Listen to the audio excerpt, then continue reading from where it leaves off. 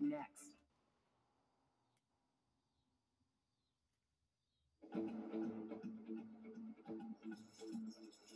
On this warm August Sunday in 1991, Francis Thompson isn't expecting any company. Then Dean Frank shows up. Although a so-called friend to Francis, he's been making threatening phone calls and she is frightened. Francis fears for her life. She grabs a loaded gun.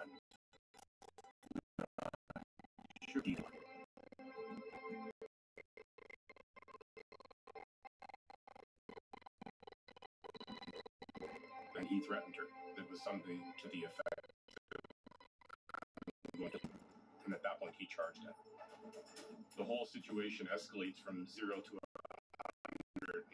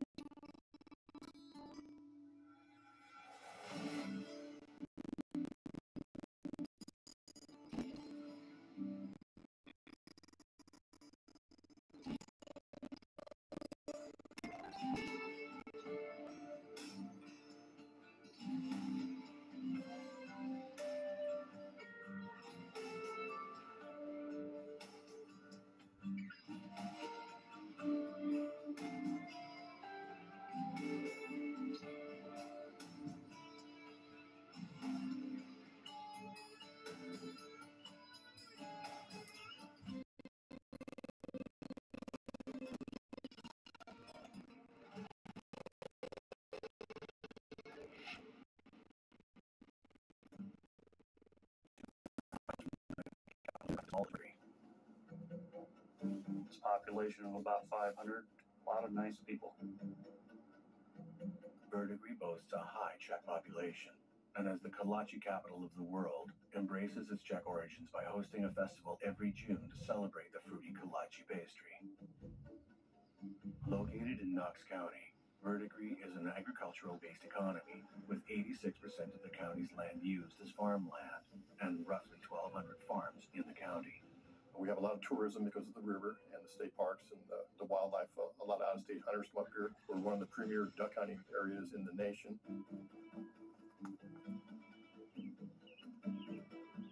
In 1985, although not farmers, Frances Thompson and her teenage son move onto a farmstead 20 miles north of Verdigris after her husband dies in a construction accident.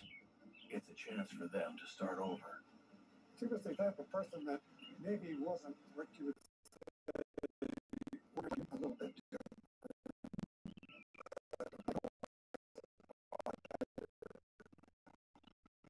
2 years her senior, who used to farm and is now living in Atkinson.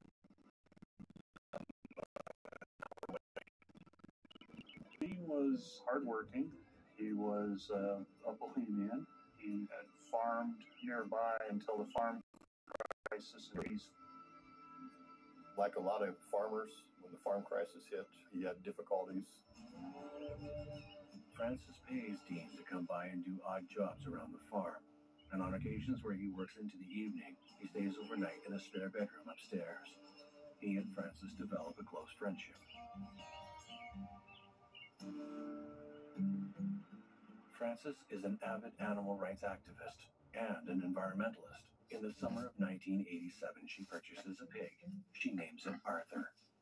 If she could rescue every animal destined for slaughter, she would, and so begins her dream of converting the property into an organic farm. She was, I guess you would say, an animal rights activist in a small way, at least in her mind.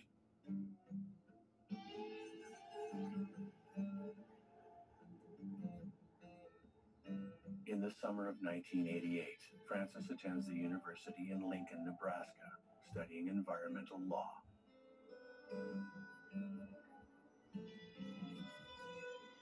Dean's main task becomes the care and well-being of Arthur, Francis's pet pig, while she's away. By 1991, Francis is in her third year of studying environmental law at Lincoln. She's a straight-A student, passionate about animal rights and environmental protection. And while she may be older than a lot of the students in her classes, this is the life transformation Francis is looking for after the death of her husband. Francis's son is now grown and away from the farm, attending the Naval Academy. That summer, after classes finish and Frances returns from Lincoln University, her relationship with Dean takes a romantic turn. They had a non-sexual friendship, occasional odd job employer relationship, and that continued up until basically the summer of his death, 1991. On June 16th, Frances spends the night in Dean's trailer. This is when Dean first suggests the idea of marriage, positioning it at first as a business venture. She said that he grew interested in having a sexual relationship with her and talked about marriage, that he would quit his job and work on the farm with her, and that they could do organic farming, which was coming into vogue back in that period of time, and which she would have had an interest in. According to Frances, Dean puts this to her in almost like a business type of proposal. He suggests to her that she has a farm, but she's not a farmer, whereas he's a farmer without a farm. Needless to say, she wasn't interested in that. And this upset him, of course, according to Fran. Frances is also an avid letter writer. 9 days later, she writes to Dean telling him about a test that she took at the University Health Center to get a certificate of sexual health.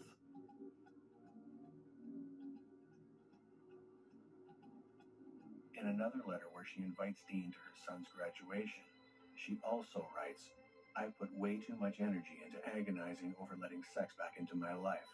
Guess it ain't for you, but for me, it was the biggest change in lifestyle imaginable."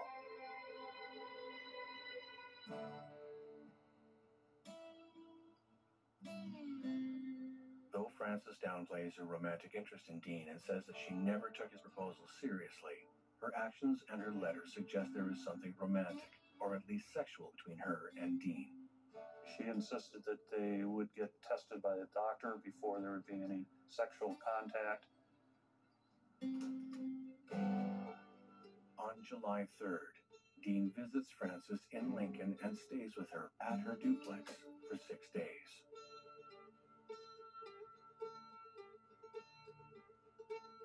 Dean and Frances leave Lincoln together and return to Verdigris, where they both see a physician and get tested for AIDS and syphilis. Frances is concerned because Dean has had other sexual partners, whereas Frances, since her husband passed, has not. She also would write letters saying that she was very much of two minds about whether or not to resume a sexual relationship with a man. On July 12th, Frances drives to Atkinson to deliver the results of the test to Dean in person. Frances opens the envelope and finds that the tests were negative, so neither of them have a sexually transmitted infection. Any apprehension Frances had regarding starting an intimate relationship with Dean should be alleviated at this point. But she's still nervous. However, she's starting to develop feelings and ultimately spends 4 days with Dean at this point.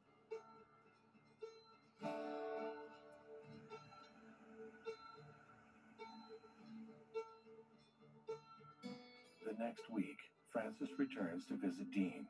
She has something on her chest she needs to get off. In my investigation, she had alleged she'd been in an abusive relationship in the Omaha metro area before she moved out here. That was probably part of the reason why she backgrounded Dean Frank. Frances lets Dean know that she wants to meet his ex-wife. Dean's not terribly happy about the idea of Frances poking around in his background, and he pretty much shuts the idea down right away. Frances is troubled by Dean's response. It makes her suspicious. Perhaps Dean is hiding something.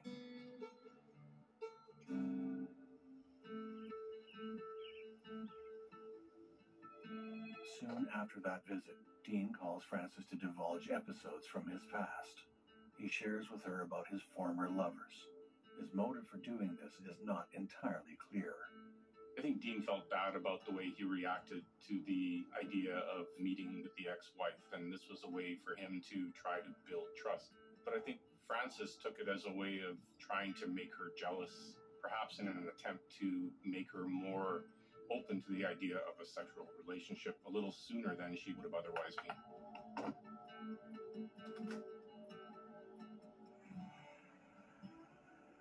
By July 24th, Frances suspects that Dean's interest in her is not without strings attached. Frances writes a letter to her son who's away at the Naval Academy, and she tells him that she thinks Dean is just trying to use her to get to the farm. She was saying really derogatory things about Dean. She would call him a houseboy or a dog. She made fun of his physical appearance and stuff like that. And she would say that she was leading him on or letting him think that there was a possibility that they were going to get married. At the end of the letter, she signs off saying, "Remember, I may whine and cry, but I is a tough old lady and a damn good shot, too." On August 6th, Frances goes to a hardware store in Verdigris. She had come into the store and bought .357 ammo for her revolver. Fran had a couple guns, a Beretta 25 auto, and a Colt .357 Magnum revolver. She also asks about the materials necessary for building a door brace. Frances purchases the shells and returns home. Later that day, Frances writes a letter to a friend in Omaha, expressing her dislike for an ex of Dean's named Dolores, who she says still cares about Dean. She refers to Dean in her letter as a classic sociopath and false friend. Frances sent a letter to one of Dean's exes, Dolores, expressing that she had spent the night with Dean on June 16th. She makes a comment in the letter about the fact that she didn't, in fact, sleep with Dean on that night, which is a strange tactic if she's trying to make Dolores jealous. Frances basically tries to play it off as Dean was her persistent admirer. She didn't reciprocate.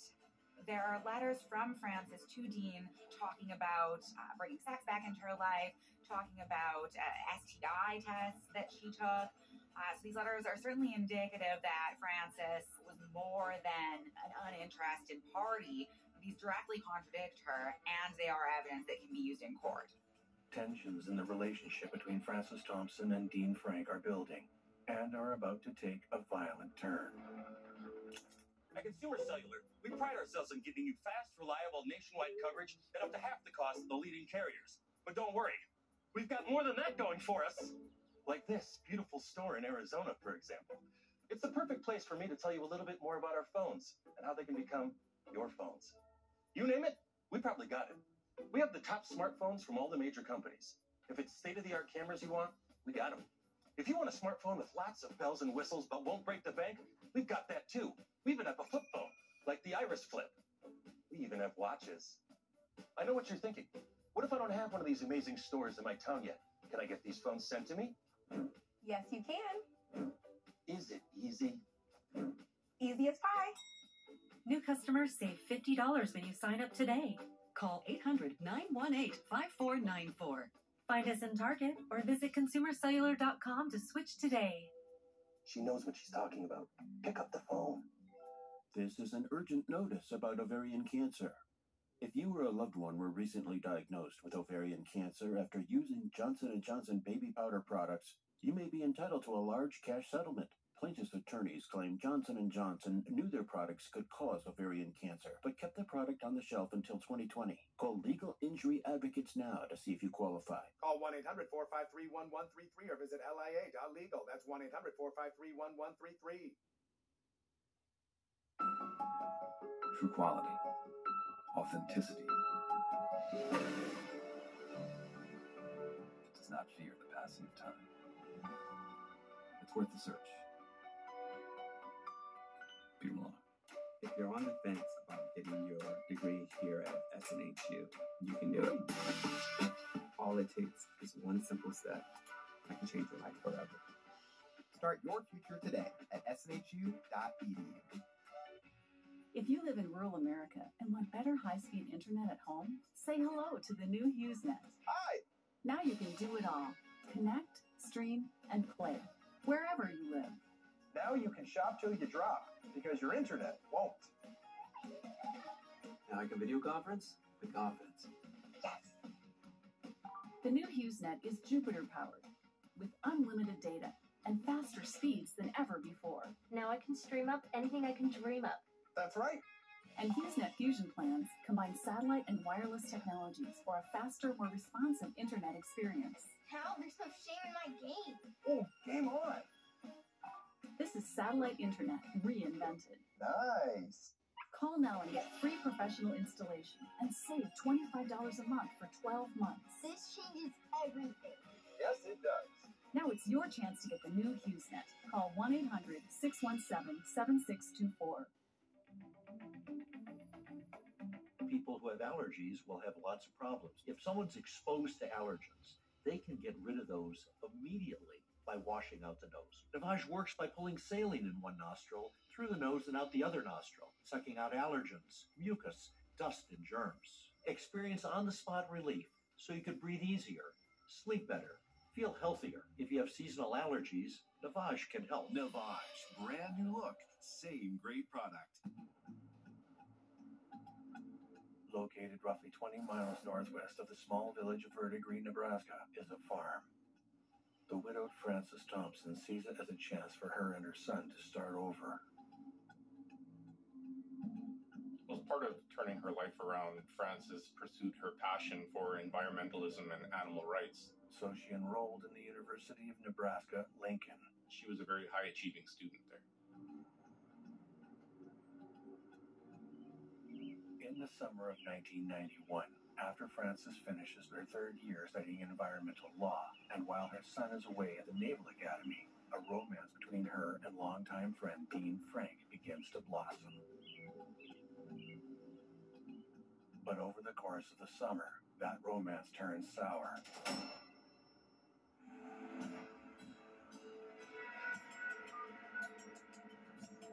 On August 17th, Frances calls the sheriff's office to report threatening calls from Dean Frank. When asked if she needs assistance, she says no. She wanted to lodge a complaint against Dean Frank. It was kind of a strange request in a way because she was very calm, very matter of fact, no excitement, no fear, just wanted to lodge a complaint. On August 18th, Frances is at her computer typing up incident reports from Dean's threatening phone calls. She's startled from her work when she hears a car door slam outside. She's not expecting anybody, and she worries it might be Dean. She creeps to the window and peeks out from behind the blind. She sees Dean has arrived, unannounced. According to Frances, the last time she spoke with Dean, he threatened her, so she grabs her gun, checks that it's loaded, and makes sure to keep it close by, just in case.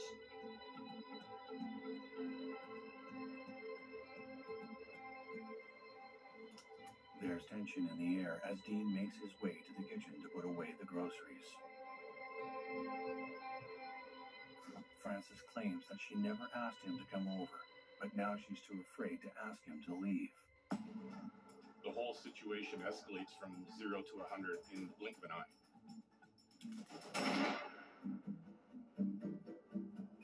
Prior to the confrontation on August 18th, Frances had obtained some ammunition for her .357 Magnum. The fact that she armed herself with the most powerful firearm of those that she had was certainly telling. So at any point before the homicide happened, she practiced with both handguns. There was evidence to indicate that. Frances was a security guard at one point, and she's developed a proficiency for the use of these firearms as a result of her experience. There is a record of Frances talking to the sheriff and advising the sheriff that Dean's threats have been escalating and that she is receiving threatening calls from him. The sheriff advised Frances to keep a record of these calls and also advises her that she should attend court and get a restraining order against him. However, it's a Sunday, so she'll have to wait until the next business day. So generally, you would have to apply for a restraining order at the courthouse. Normally, they want documentation that there's threats being made of some sort and that you do feel that you're in danger. Dean enters the house and goes straight to the kitchen to unload groceries. What happens next will change their lives forever. Her story was that he came in, he lunged at her and said, "I'm going to kill you," or something to that effect. According to Frances, she draws the gun and warns Dean to stop. When he doesn't, she fires 3 shots into his abdomen. and fires the 3 remaining shots into the floor. Dean is badly wounded, and unless help arrives soon, he will die. Frances calls the sheriff's office at 5:35 p.m. from the farmhouse, advising them that she shot someone in self-defense. She said, I want to speak to a deputy. I shot Dean Frank. He came into my house. At 6:25 p.m., almost an hour after the call is placed, authorities arrive on the scene where they're admitted to the home by Frances. They responded as quick as they could, but it took 50 minutes to get there from the time she called. When I entered the house, I see no signs of forced entry. I didn't see any signs of a struggle inside, which I thought was kind of strange. Everything appeared to be like it should be. The sheriff is surprised to see Dean still alive. He's bleeding out badly and is minutes from death. The deputy attempts to stymie the bleeding while the sheriff calls for paramedics. He was still alive at that particular time, and he treated his wounds that they saw and then tried to stabilize him. He basically was dead 2 minutes after the EMTs arrived. The sheriff informs Frances she'll need to come in for questioning, but she insists that she was only defending herself and points to the self-defense message Dean wrote in his blood as proof. Soon, the forensics expert arrives to assist the investigation. The message written in blood still has the sheriff puzzled when he notices a nearby suitcase where he discovers a series of notes.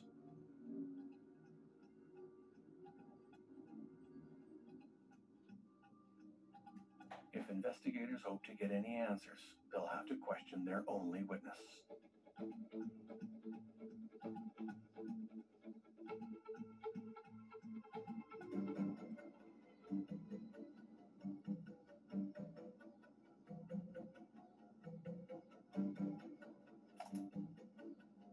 The sheriff asks Frances to detail for him the events that led up to the shooting.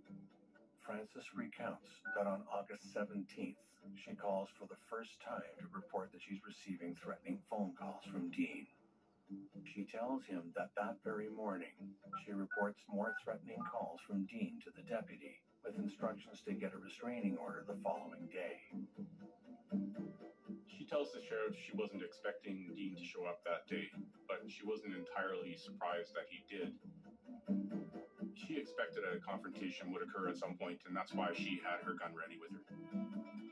Frances claims the gun is only by her side for protection in case Dean makes any threats. The sheriff asks Frances if there's anything that provokes Dean, or if there's any struggle at all. She tells him that the door is unlocked when Dean lets himself in without a word. He goes to the kitchen to put some things in the fridge, and without warning, he turns and shouts, "I'm going to kill you." She doesn't expect him to keep advancing after she draws the gun and warns him to stop.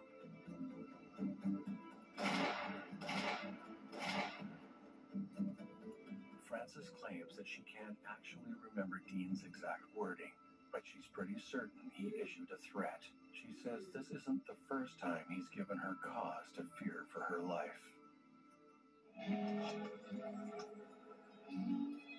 On July 28th, there's another phone call from Dean to Frances, and she indicates that this is him again trying to convince her to marry.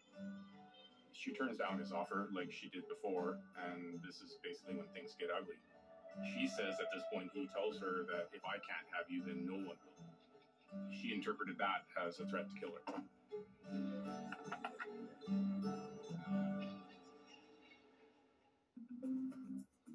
I used to think all doctors were the same. Then I switched to Oak Street Health. You see, this isn't your typical doctor's office. Instead of waiting around for me to get sick, they focus on keeping me healthy and feeling good. Hey, still got it. Zion, no sugar, right?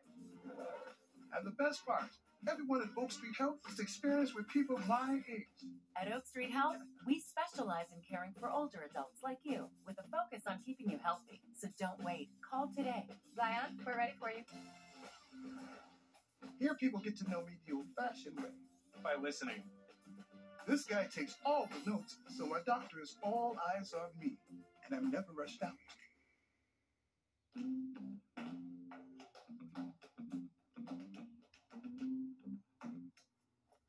Ready to go? We get to know you better with longer appointment times, including same-day and next-day appointments. Everyone gets their own personal care team. Hey, whether it's doctors, nurses, social workers, mental health support, even someone to help me understand my Medicare benefits. They all work together for me, myself, and I.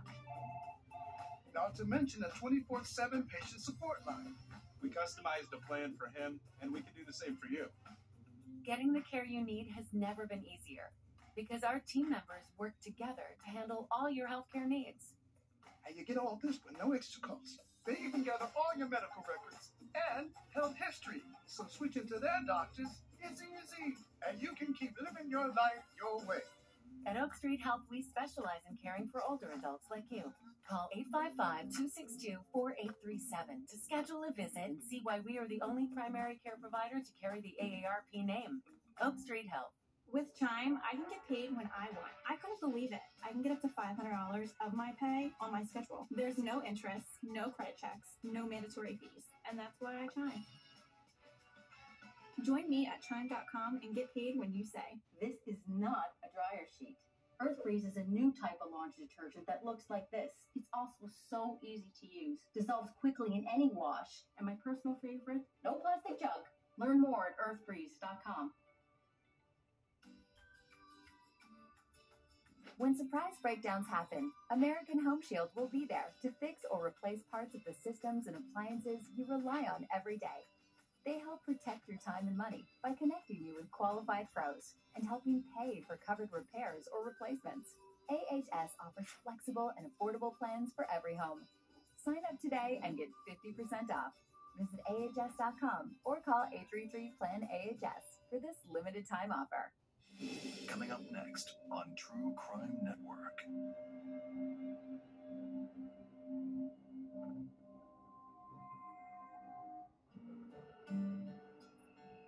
In the summer of 1991, the friendship between Francis Thompson and Dean Frank takes a romantic turn.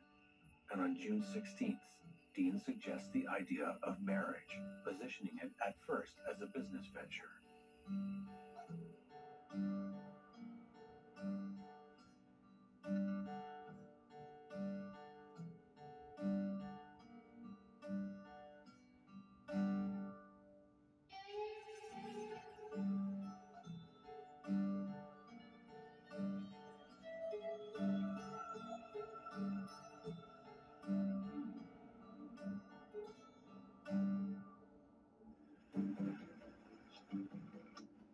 After Frances turns down Dean's proposal, she claims that Dean begins making threatening phone calls to her. With the increased threats and fearing for her safety, she buys ammo for her .357 Magnum and sharpens her shooting skills. Frances alleges that she shoots Dean 3 times as he charges her. She says she fires in quick succession, and after seeing he's been hit, fires the last 3 bullets into the floor. She gets a pillow to put under Dean's head and calls it in.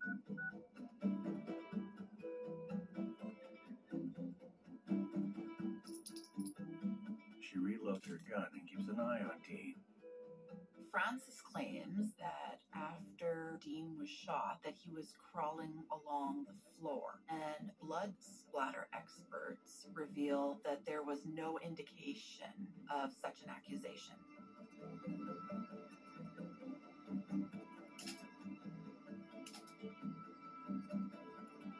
In fact, blood was contained to that one area in the home where he was shot.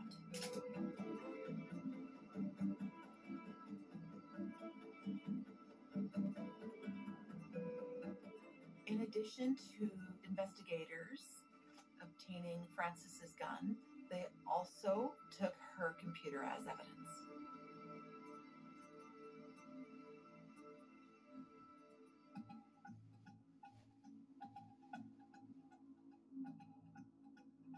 The sheriff sheriff and deputy discuss what they've uncovered so far in their investigation and compare it with Frances's testimony.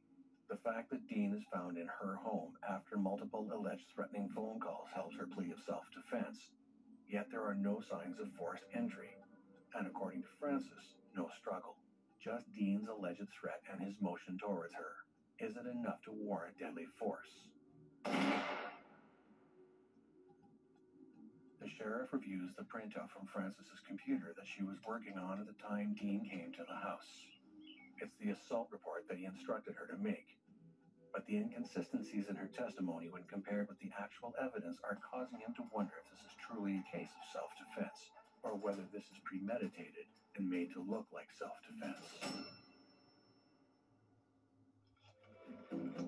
Frances claims that the threatening phone calls continue and get to the point where she calls the sheriff's office to report Dean on August 17th.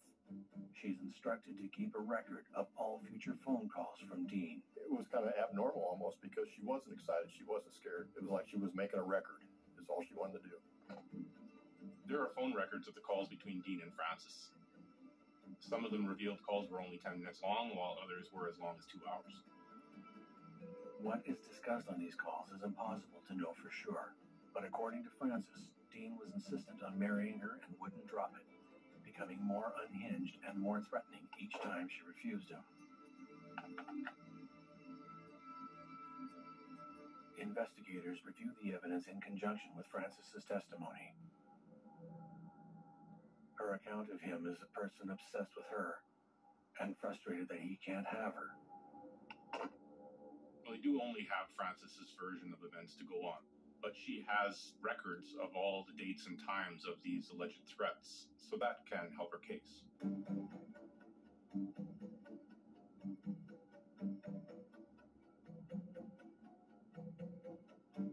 The sheriff reviews Frances's assault report with her in an effort to understand her history with Dean and what led to the use of deadly force. Frances is cooperative in explaining that the calls became increasingly threatening, and she adds that on August 5th, she speaks to Dolores Fisher, Dean's ex-girlfriend who lives in Atkinson. Frances says that Dolores tells her that once when he was drunk, Dean threatened to slit her throat. Well, after the conversation with Dean's ex, Frances makes the decision that there's no way she could possibly pursue a relationship with him.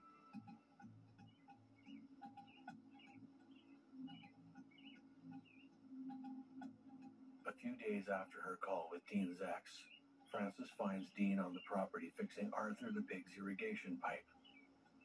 It's at this time that Frances allegedly tells Dean to never come back to her farm. She claims he writes out a note that gives Frances all of the property that he was storing on the farm, including a 1973 Ford pickup truck.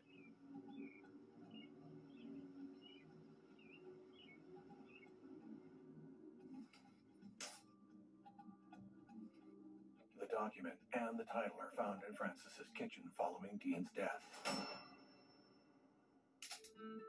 Investigators review Frances's call logs against the phone records from her and Dean's phones. The calls on August 17th and 18th correspond with the records.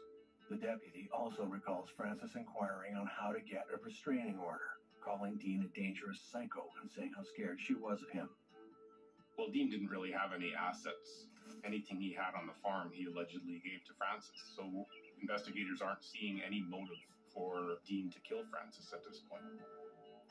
What they are seeing is that Dean was a threat and that Frances feared for her life.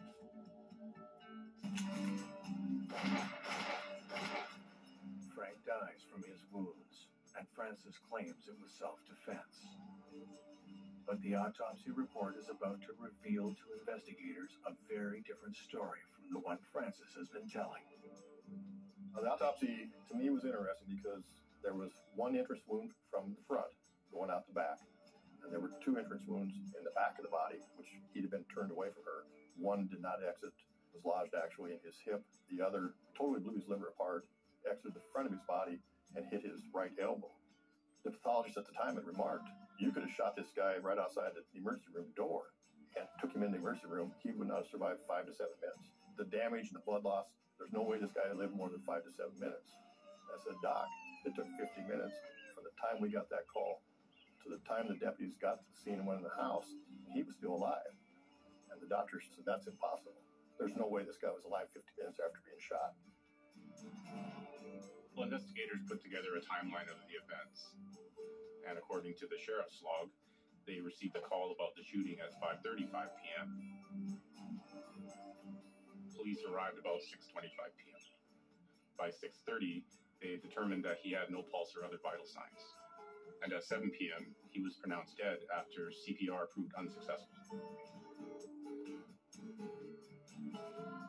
So Francis's account of the events is not what the evidence and the autopsy are from the medical examiner's findings. Forensic pathologists would be doing an autopsy, and ultimately the only two people that know what occurred at a scene are the victim and the suspect. Now, Dean is deceased, and so the autopsy proves that he actually sustained 3 gunshot wounds, but not all simultaneously as Francis had first indicated. The autopsy reveals that Dean sustained a gunshot wound that actually gave a laceration to his liver and would only give him about 15 minutes to live due to the fact it was so vascular and bleeding. And yet Francis made a 911 call at about 5:30 in the evening, and when the resources and 911 showed up at the house, he was still alive at 6:30. So that would have been an hour. So there are definitely conflicts with her first story to what the body is saying. Francis first reveals that all 3 gunshot wounds happened simultaneously, but the autopsy indicates otherwise. That type of wound and the evidence that the medical examiner found are consistent with those not being gunshot wounds that the victim received an hour prior. Frances Thompson claims she shot Dean Frank in self-defense. The forensics report tells a different story. Was this a murder? You may be eligible for a Medicare Advantage plan if you are turning 65, have limited income, or you are moving. See how a WellCare Medicare Advantage plan could get you some big benefits, including this all-in-one WellCare Spendables debit card to use for over-the-counter health items.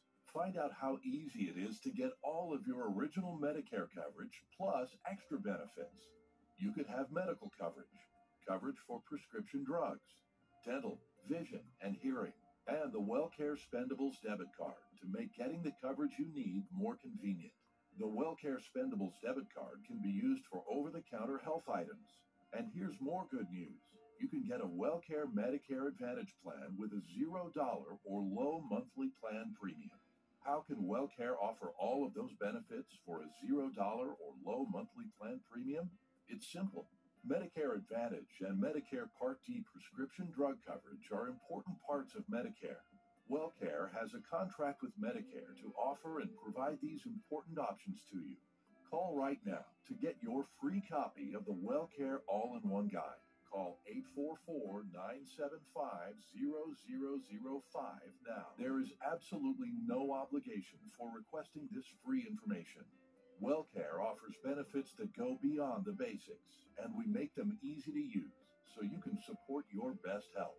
Call a licensed sales agent to see if you are eligible to enroll today and get your free copy of the All-in-One Guide with absolutely no obligation.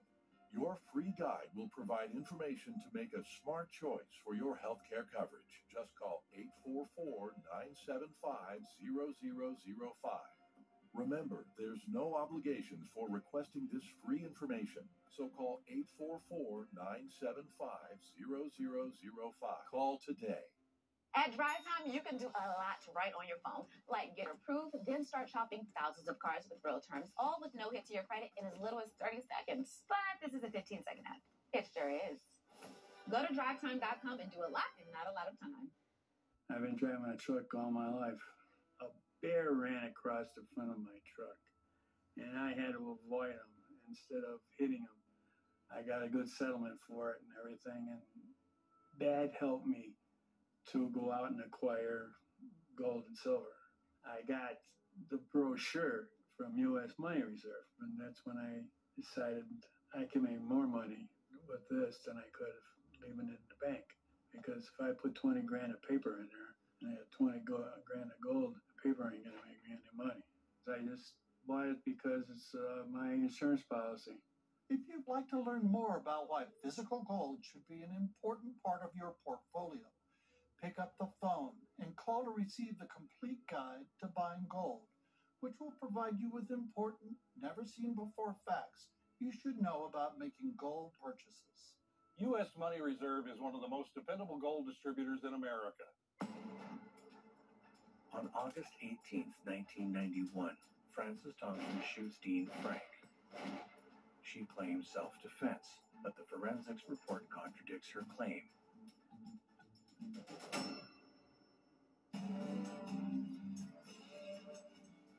After reviewing the sheriff's investigation and the autopsy report, the district attorney's office decides to try Frances for first-degree murder and instructs the sheriff to place her under arrest.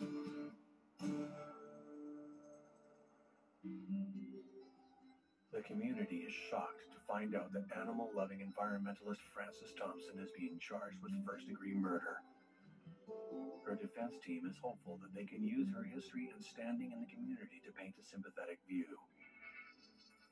Their defense is going to be self-defense, that Dean was going to assault her and she shot in self-defense. They set out to paint a picture of Dean as dangerous, an unhinged man with a history of threatening behavior.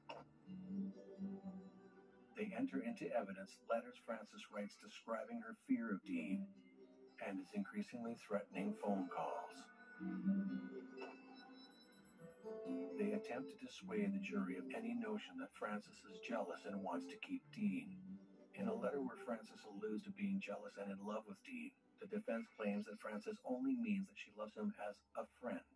And when she says jealous, what she really means is disgusted. They paint Dean as the one who was obsessed with Frances and claim that she had no romantic interest in him whatsoever, which is why he threatens to kill her, and ultimately why she has the right to defend herself. The defense is trying to argue that Frances and Dean's relationship was one-sided and that Dean was the pursuer of Frances and that she was disinterested. However, the letters from Frances to Dean paint a very different picture. They talk about how she's in love with him, how she's jealous of his ex-partners, and they also talk about the sexual health tests that they got. So not only did Frances tell Dean that on June 25th she received a negative test, they also go together to a doctor on July 9th and get tested for AIDS and syphilis, and she then goes to hand-deliver the negative results to him. So all of this paints a very different picture than the picture that the defense is trying to paint. The prosecution brings up Sharon Boehm as a witness. Frances claims Boehm told her of several incidences of Dean beating his ex-wife. However, Boehm testifies that she told Frances she heard of one incident, which she refers to as hearsay, in which Frank shoves his ex-wife. But she did not say that Dean was violent in any way, and then the other girlfriend that she talked to also did not say that Dean was ever violent in any way. Both testify that he becomes verbally abusive only when he's drinking.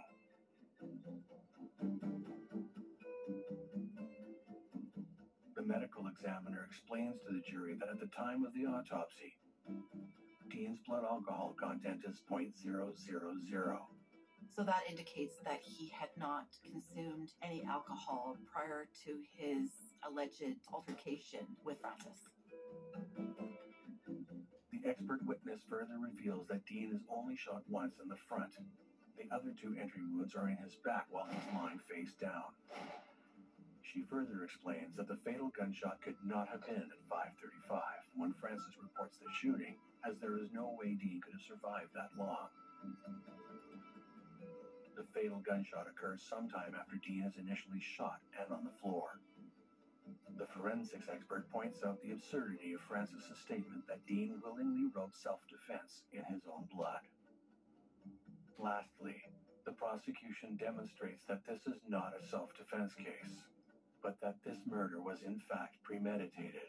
They showed the gun Frances used to kill Dean, as well as the smaller caliber pistol she had, and the 2 bottles of mace found nearby, all of which could have been used to defend herself. The fact that she armed herself with the most powerful firearm of those that she had was certainly telling. Dental insurance. Many employers don't offer it. Medicare doesn't include it. And people who work for themselves often don't consider it.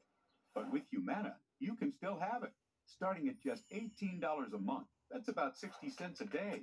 With the Humana dental plan, you'll get 100% coverage for in-network preventive care, such as oral exams, cleanings, and x-rays. Plus, you could save on fillings, crowns, and other dental procedures. How much could you save? There's a quick, easy way to find out. Call Humana now at the number on your screen. A licensed Humana agent will explain your coverage options and give you a free quote. You can choose from a large network with over 100,000 dentists and specialists nationwide. And you can have coverage in as little as 5 days. There are no age requirements, and you can't be turned down. There are a variety of plans to fit the whole family's needs and budget, plus plans designed exclusively for veterans and their families. Humana even has vision plans, too, with coverage for exams, eyeglasses, and more. So whether you're looking for a dental plan, a vision plan, or both, call Humana now at the number on your screen. A licensed agent will explain your coverage options and give you a free quote. The call is free, the quote is free, and there's no obligation. Call now and discover the coverage you need at a price that'll make you smile. From Humana, a more human way to healthcare. At Consumer Cellular, we pride ourselves on giving you fast, reliable, nationwide coverage at up to half the cost of the leading carriers. But don't worry, we've got more than that going for us. Like this beautiful store in Arizona, for example. It's the perfect place for me to tell you a little bit more about our phones and how they can become your phones. You name it, we probably got it. We have the top smartphones from all the major companies. If it's state-of-the-art cameras you want, we got them. If you want a smartphone with lots of bells and whistles but won't break the bank, we've got that too. We even have a flip phone, like the Iris Flip. We even have watches. I know what you're thinking. What if I don't have one of these amazing stores in my town yet? Can I get these phones sent to me? Yes, you can. Is it easy? Easy as pie. New customers save $50 when you sign up today. Call 800-918-5494. Find us in Target or visit consumercellular.com to switch today. She knows what she's talking about. Pick up the phone.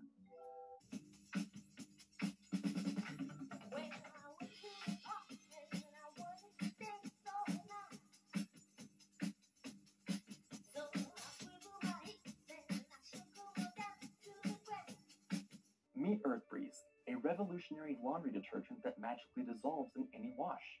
There's no wasteful plastic jug, and it's water-free because you already have water.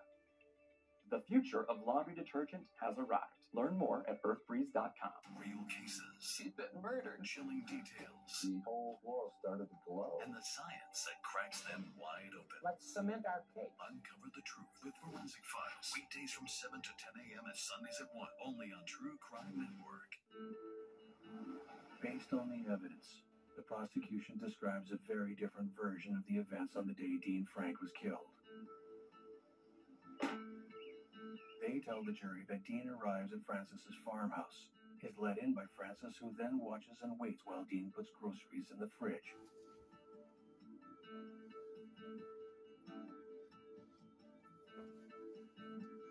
Francis calls Dean over to look at something on the computer.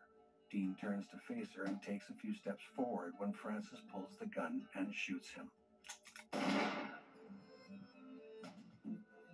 Dean is lying there bleeding out, and Francis walks up and essentially point blank shoots him in the back.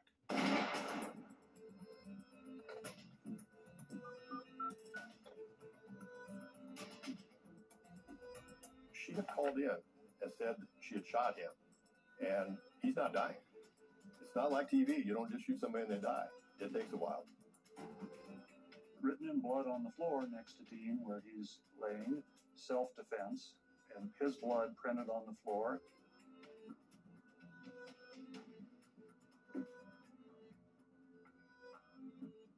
Francis reloads her gun and waits for the sheriff to arrive.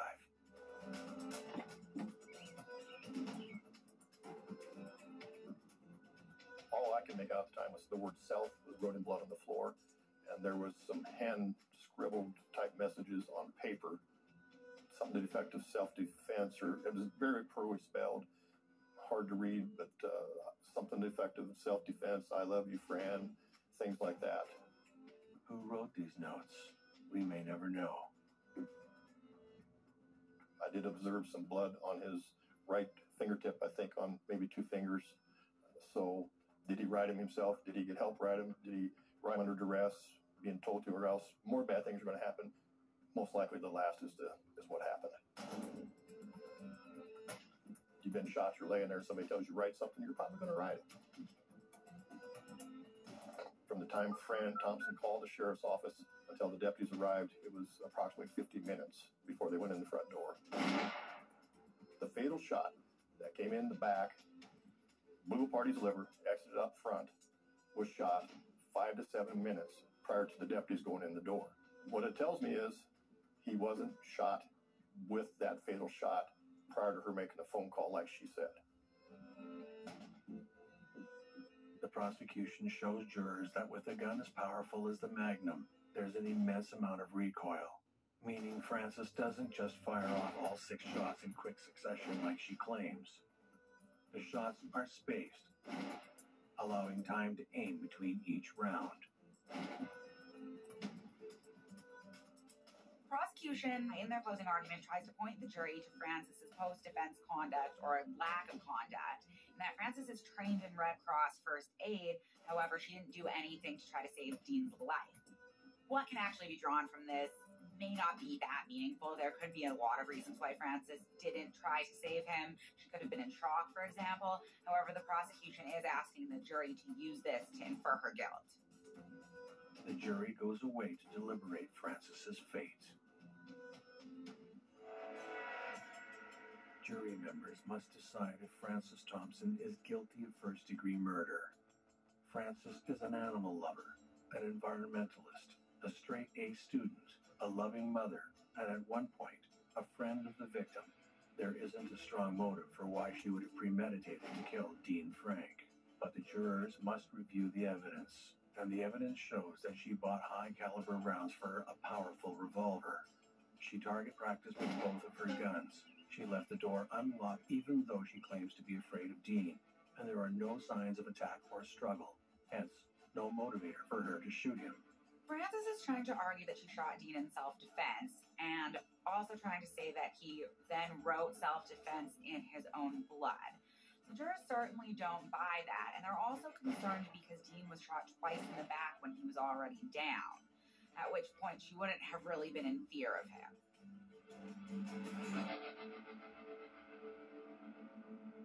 Jurors return after deliberating, and the judge asks the foreperson if they've reached a unanimous verdict.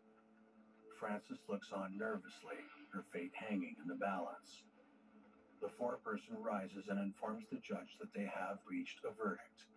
The verdict was that she was guilty of the homicide. Frances is devastated. Murmurs erupt throughout the courtroom, and the judge calls for silence. He sentences Frances to life imprisonment for first-degree murder and 10 years imprisonment for the firearm charge, the sentences to run consecutively. Anytime there's a death in a small community, it shakes the community up. In this case, a person that moves through the community murdered a person born and raised in the community, and of course that rocks people too. You know, somebody you see every day, now they're dead, now they're murdered. A person that they were with a lot is accused of that murder. In a small community, it's hard. In the end, the questions of how and why it escalated to this point go unanswered. The case puzzles people in the community. They struggle to find a motive for why Frances killed Dean Frank, and they struggle with the tragedy that someone with so much potential is now serving life in prison. But life goes on in Knox County. People have been farming the land here for centuries. It's a way of life that passes down from one generation to the next. The process of planting, growing, and harvesting. It's a simple and beautiful process amidst a sometimes chaotic and ugly world. Whether you're a professional driver or just a fan, vehicle breakdowns are costly. It started tugging. It started making some really weird noises. I kept hearing ding, ding, ding. The last thing I remember is just the engine cut out. If your check engine light comes on tomorrow, the repair could easily cost thousands. Is that transmission? It's an exhaust leak. Broken axle. Catastrophic failure. But with Endurance, you could never pay out of pocket for a costly repair again. They covered a $14,000 engine replacement. I had a seat sensor that went out, $1,400. Endurance paid it.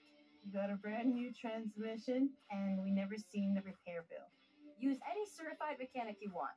Just bring your car in, and Endurance will pay them direct. All major parts are covered. And if you need a rental car, that's covered too. When that warranty ends, that's when Endurance should begin. Endurance knows what drivers want, and that starts with the freedom to pick the mechanic you trust. Choosing my own mechanic for the repairs of my car is a big thing. Mechanics and repair shops love working with Endurance because they know we'll pay them to do the job that needs to be done. Because there's no middleman. We just call Endurance direct.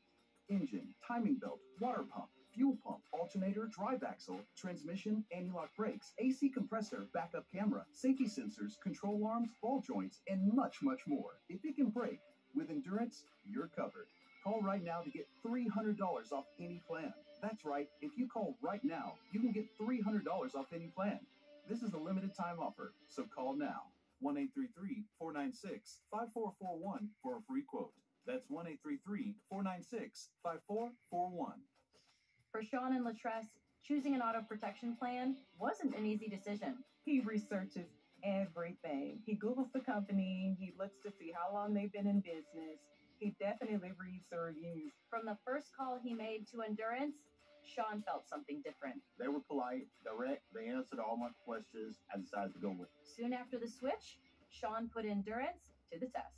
When we took a car to the dealership to have our brakes looked at, we just thought just replace the pads or the rotors. But once they actually pulled everything out, they noticed that it was something more extensive than just the brakes. Roughly $1,200. Endurance came right back. No problem. Don't worry about it. We'll work it out with the dealership. We'll get you covered. Endurance did what they said they were going to do. You don't want to have to be concerned about a car repair. You want to be able to take your car in and get the work done that needs to be done without having to think about how you're going to cover it. It's a great value to us. Here's why not having Endurance could be a financial burden on your life. We all know a car's value decreases the second it gets driven off the lot. But with Endurance, you can keep your car in tip-top shape, helping maintain an overall higher value for your vehicle.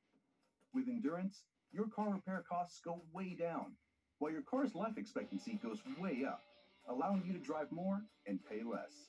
How much longer would you drive your car if you knew you'd never see a bill for covered repairs again? With Endurance, you get the feeling of new car confidence without the new car payment. You just take it in and get it fixed and it's covered. Cha-ching. And unlike other companies, you can't outdrive Endurance. Whether you put 10,000 or 100,000 miles a year on your car, if it's less than 20 years old, Endurance has you covered with unlimited miles. And that's not the only difference. When you buy Endurance, you get Endurance, not some third-party administrator. Endurance is the direct administrator of their plans. That means no middleman and no runaround. They're with you from quote to claim with VIP customer service that gets you back on the road fast. Your plan covers 24/7 roadside assistance. If you break down, Endurance has your back, anywhere in the country. Just look at what thousands of real drivers are saying about Endurance on Google, Trustpilot, and other top review sites. With Endurance, you've got coverage that can keep thousands in your pocket. One claim alone saved me more than $4,000. I've had 5 claims, and that is $3,500 that I've kept in my pocket. We've saved over $2,000, and that's just so far. Endurance saved me more than $7,000. So, who's going to pay for your next car repair? You or Endurance?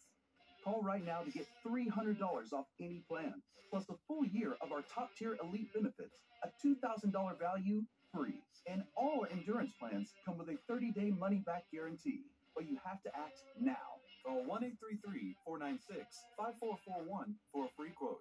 That's 1-833-496-5441. It's time to make your car an Endurance car.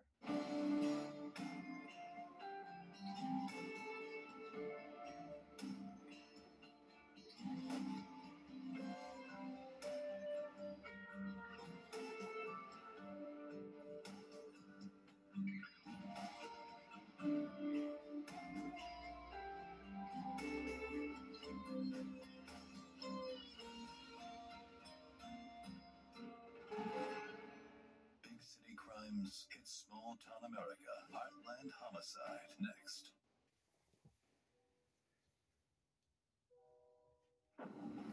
A peaceful afternoon in late July, 1998. While most are wrapping up their workdays, ready to come home from the office, the unthinkable is about to happen to 38-year-old Keith Black. He's about to disappear without a trace. And things like that don't happen in a community like this. It was very sudden, to be perfectly honest. Keith's family and friends begin to worry as the weeks pass by, without a single clue as to his whereabouts.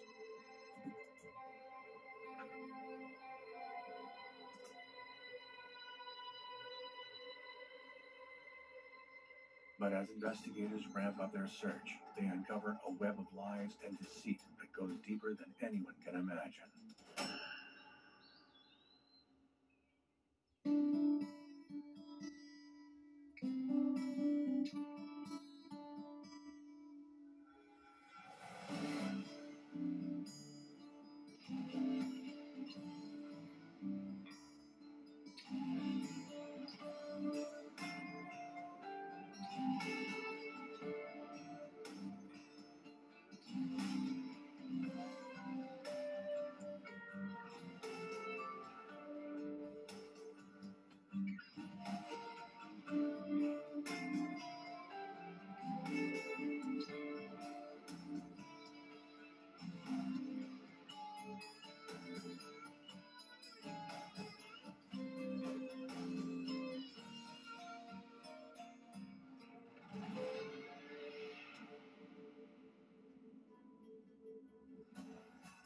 West Bank, a quiet neighborhood in West Kelowna, British Columbia.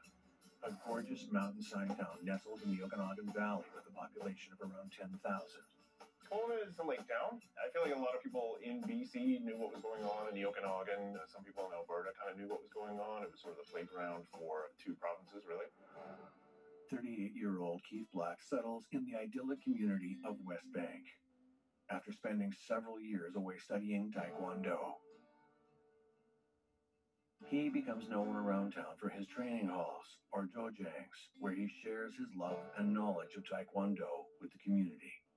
Keith Black, he was a Taekwondo instructor. Back in those days, in those early days, Keith really took the principles, I guess, from J.J. Lee and tried to instill them in his students. It was almost like a religion for a lot of these people. Developed during the 1940s and 50s, Taekwondo is a Korean martial art that focuses on punching and kicking techniques. The combat sport has gained considerable traction since its inception, including being added to the Olympics in 2000. It's a practice that doesn't involve any training with weapons. Instead, students are taught to emphasize speed and agility while concentrating on respect, self-confidence, and discipline. According to his family, Keith had a bit of a troubled childhood, but he's sort of found his passion in Taekwondo, and he's become an expert. He's a 5th degree black belt. And that takes years of dedication and training to achieve.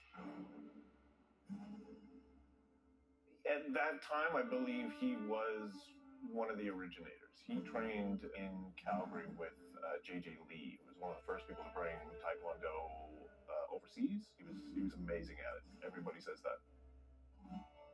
Newly divorced, Keith spends most of his time at his Taekwondo training halls, reveling in the sport he loves more than anything. But all that changes when Rhonda walks through his door, looking to restart her own passion for Taekwondo. She moves to Kelowna to be closer to her parents in 1990.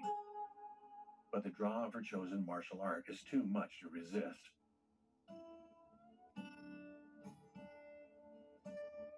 The two seem meant to be, and after a brief courtship, they marry in 1992.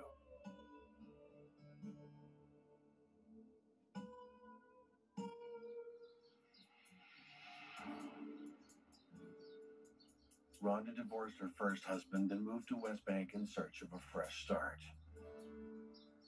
Shortly after marrying Keith, Rhonda gives birth to a son, and they seem to be a happy family. Rhonda's father, Hans Herman, is also into the world of martial arts. He takes up Kempo karate later in life and quickly excels, giving him and Keith a shared interest. Kempo is all about logic and practicality. It's about quick strikes and self-defense. It's about disabling your attacker and being quick on your feet. Hans takes up Kempo at the age of 51, which is no small feat.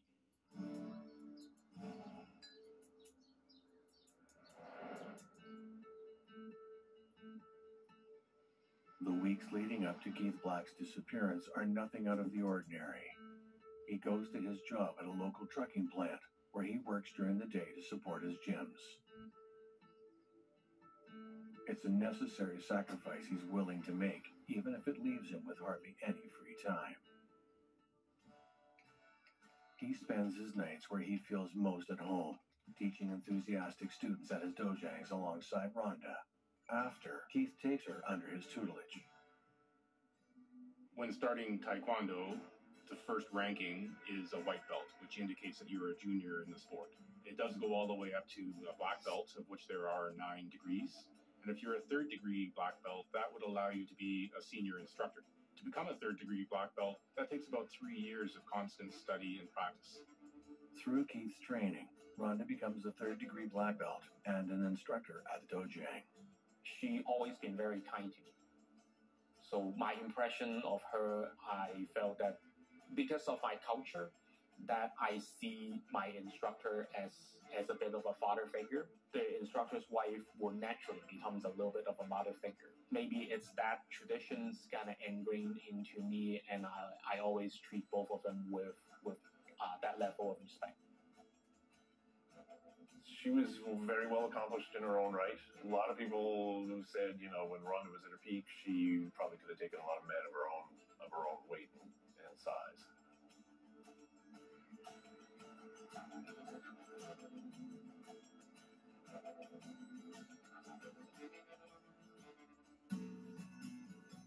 Several months before his disappearance, he finds himself near the small blue-collar town of Exshaw, Alberta, about 6 hours east of West Bank.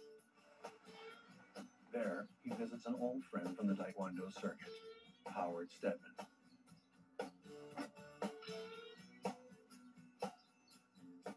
Keith and Howard were really good friends. Had been friends for a long time, by that point, 20 years, I guess. Howard was I don't think anybody really had a measure of this man. He was a really strange guy, and he worked at at a lime plant there. Hard work, really, really difficult work every day. Just kind of hiding himself out from society. That's the way he liked it. He liked the bush. He only ate when he killed himself. Howard was not a dull and uninteresting character.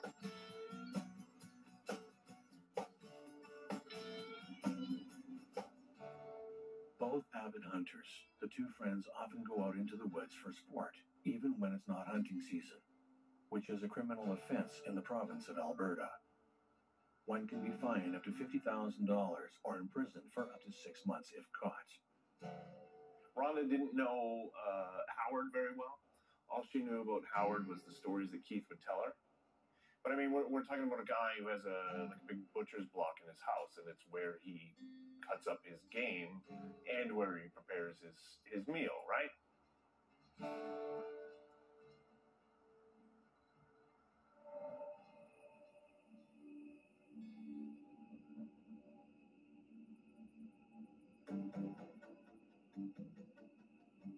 On one particular night after a successful hunt, the two friends get to talking.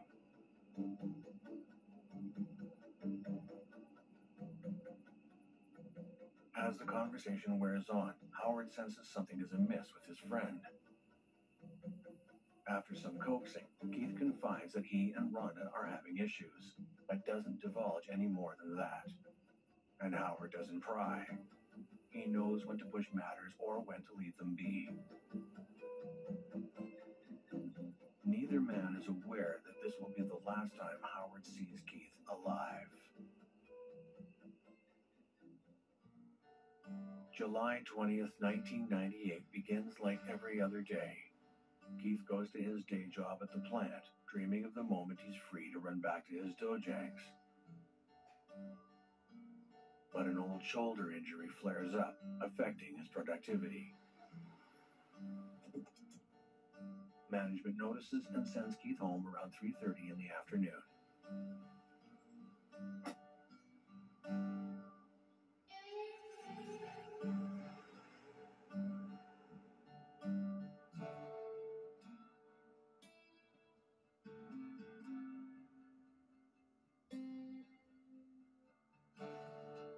In the comfort of his own home, Keith takes his prescription pain medication to try and numb his aching shoulder.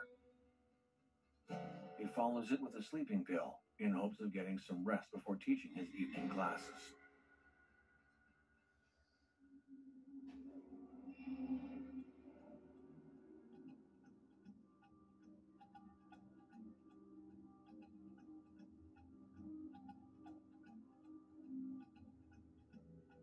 He falls asleep quickly. The mix of the pain medication and the sleeping pill take him into their grasp. There's a danger to mixing sleeping pills with pain medication that most people don't realize. It can have profound effects, from overdosing to even affecting your general mental health. I don't know if Keith realizes that he's taking a risk by combining these medications, even if it does relieve his pain. That night, a class of students wait patiently for their instructor, a teacher who never lets his students down. But Keith Black never shows up. And the mystery into his whereabouts begins. I love my friendly bikes. Having a set of custom wheels gives kids like me And me the ability to do things I could only dream of before. Through your support of Wheels for Love, Shriner Children is supplying custom-built adaptive bikes and wheelchairs for kids who dream of their first set of wheels. For us, the bike is one of the most incredible experiences. The very first moment she had success. You're doing a great job. Jaden received his bike from Shriners. I almost started crying because I never thought my son would be able to ride a bike at all. When you go online to loveshriners.org or call this special number with your monthly gift, you'll make a difference too. And help kids like us do things we never thought we could do. When you say yes to giving just $19 a month, only 63 cents a day, we'll send you this adorable Love to the Rescue blanket as a reminder of all the kids you're helping every day. Call or go online right now to give. You'll be making sure our amazing doctors and nurses can keep helping kids who need them now and in the days to come. Because of you, I get the most amazing care anywhere. I can play basketball.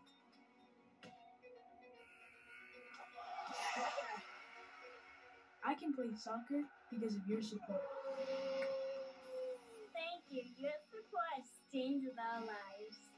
Do a monthly gift right now at loveshriners.org. Makes moments like this possible for kids like me. And me. Thank you for giving. help a kid get their first set of wheels. Let's roll. Join the movement. Please call or go online now. If operators are busy, call again. Or go to loveshriners.org to give right away. Thank you. This right here is confidence in a bottle. It makes me feel so much more confident than I've ever felt. They are some of the hottest videos on social media. Those videos claiming to instantly get rid of bags under your eyes. Annette Figueroa is here to tell us why she says this one is for real. This one is for real, and I'm so excited. We even have a video, and all he uses is a small amount on a clean, dry face. And what it does is it tightens and lifts the appearance of bags underneath your eyes. And I did this to my father. We were at home, so we applied it to his under eye bags. And let me tell you, we were so excited. In under 10 minutes, they visibly disappeared from view. And now it is literally part of both of our daily routines. And not only does it work on the bags, it works on the appearance of crow's feet, fine lines, and wrinkles. This Labor Day is the best time to try Plexiderm at our starter price of only $14.95. Your solution is at plexidermtrial.com or call the number on your screen. Why do we accept waiting 2 weeks for payday? Thanks to Chime, I don't have to wait to get paid anymore. I couldn't believe it. I can get up to $500 of my pay on my schedule. There's no interest, no credit checks, no mandatory fees. Join me at chime.com and get paid when you say. I have PCOS. It can cause unexplainable weight gain. Having to go through Weight Watchers Clinic and now taking a GLP-1, you just feel that extra level of support. And I'm like 2 pounds away from my goal weight, which is like, the community of West Bank in the city of West Kelowna, British Columbia, population of over 10,000.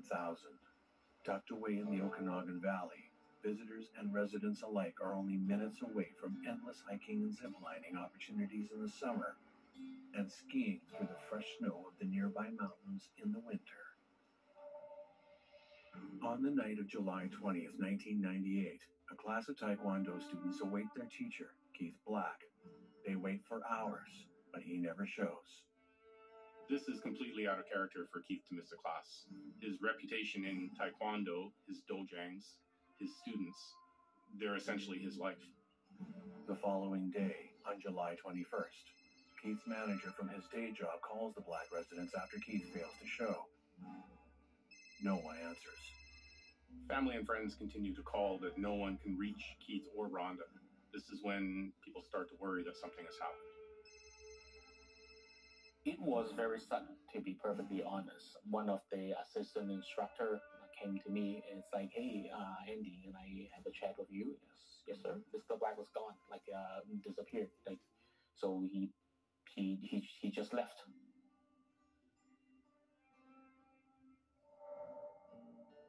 A week of silence passes. Finally, Rhonda answers a call from Keith's sister, Sandy. She's been trying to reach her brother for some time without any luck, and she's worried.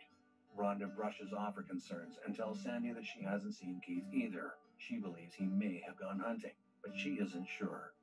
Sandy immediately notices that Rhonda doesn't sound like herself. So there's that fact, and the fact that Keith likes to hunt out of season, although not in the summer. These are alarm bells for Sandy. Something isn't quite right. Nobody really knows for sure. Nobody knew what to do, what to say, where to go, because it was unusual for Keith.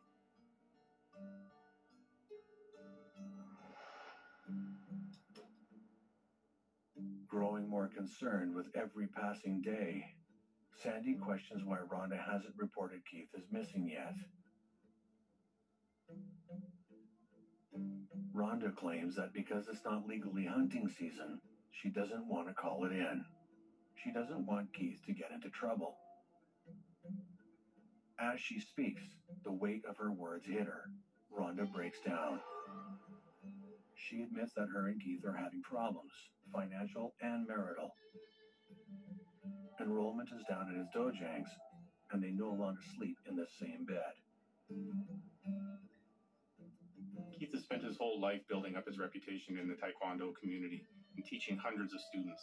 So knowing that his business and his dojangs are close to failing, that must have been hard on him. Rhonda also claims that Keith's behavior as of late has been strange. She's found several prescription medications in the house. Medications that may have altered Keith's moods. There's been something off about Keith lately.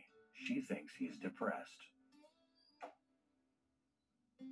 It's then that Rhonda reveals her heartbreaking revelation. She believes Keith has abandoned her and their infant son. It's no secret that the couple have had marital problems in the past, and were even separated for a time. But now, with a child together, Rhonda hopes they can work it out. So I think that played on a little bit of both of their minds as the marriage really started to go downhill. They're doing a lot of fighting. Keith is leaving a lot. Keith is a good father.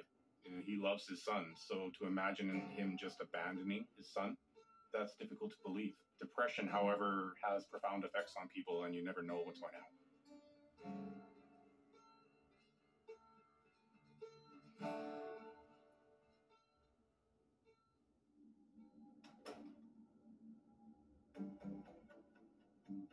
At Sandy's urging, Rhonda files a missing persons report at the end of July 1998.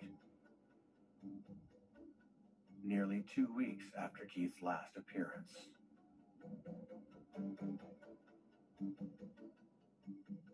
When someone files a missing persons report, authorities will start looking for that person immediately. They'll reach out to close contacts, friends, family, co-workers, just to try to establish some sort of pattern so that they can begin to look. In Canada, anyone who has a close connection with someone else, if they fear that something has happened or if there's a public safety issue, can file a missing persons report, and police will take that report. As the hunt for Keith begins, the Royal Canadian Mounted Police quickly discover they have no evidence to go on.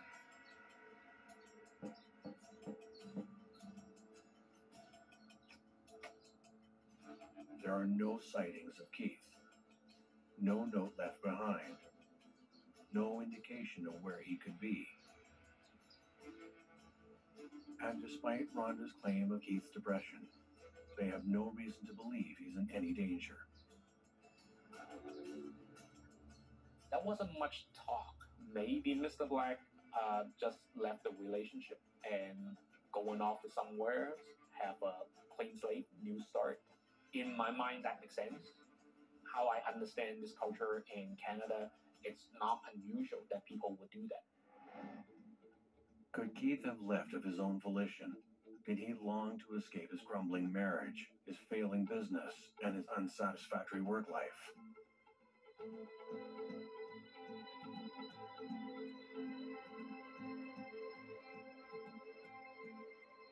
Or is the truth something far more sinister?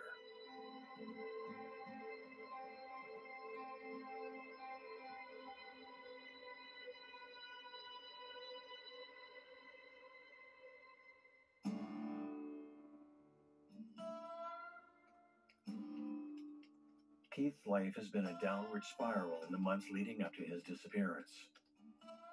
Enrollment is down at all his Taekwondo schools, forcing Rhonda to work less hours and Keith to take on a day job at a local plant to cover their growing bills.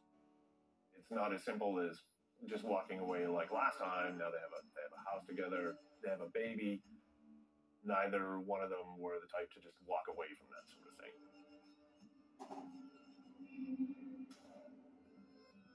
Tensions in the Black household are high, stretched to their limits by the financial strain and their failing businesses. So I can just imagine the stress that he was under. We know what he was talking to his family about. We know what he was talking to his friends about. And I believe he told probably several of his friends he just made the worst mistake of his life getting back together with Rhonda.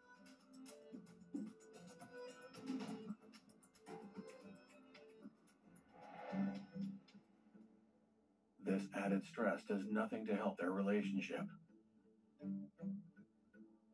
Keith and Rhonda's marriage is falling apart.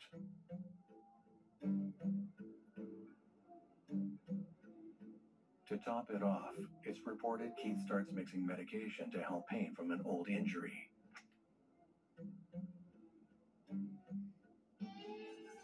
Which, according to his family, has a severe impact on his moods.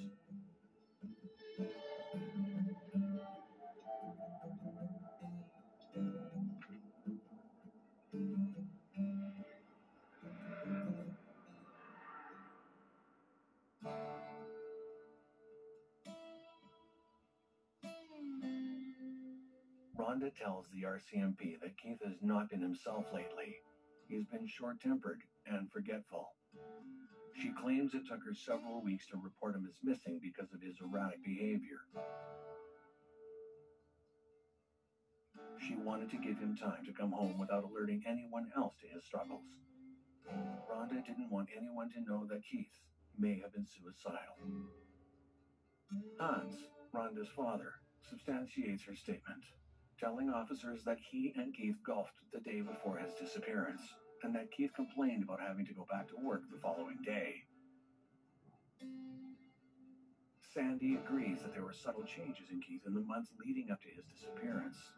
She noticed that he seemed off, different, not like himself.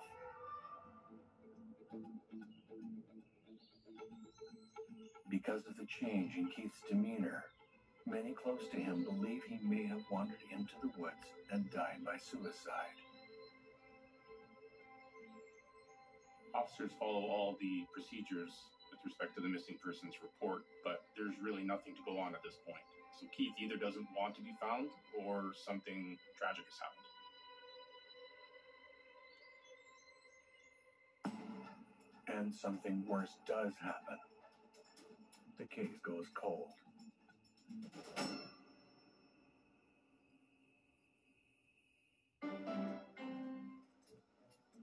Hey, you folks.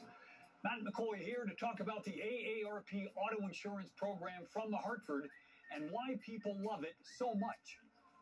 This is a good movie. Looks like it got a 94% thumbs up. Now that's pretty high.